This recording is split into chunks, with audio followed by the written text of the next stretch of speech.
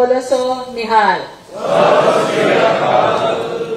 वाहिगुरु जी का खालसा, वाहिगुरु जी का। क्योंकि मैं पंजाब में आई हूँ, पंजाब का संस्कृति, पंजाब का परंपरा को कभी भूलना नहीं चाहिए, इसलिए सब मिलकर बोलेंगे बोलो सो निहाल। वाहिगुरु जी का खालसा, वाहिगुरु जी का।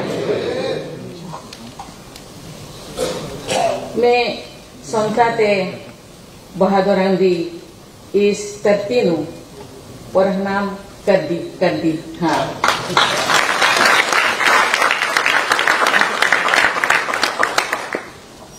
आप सबने जिस उत्साह और स्नेह के साथ मेरा स्वागत किया है वो पंजाब की पहचान है।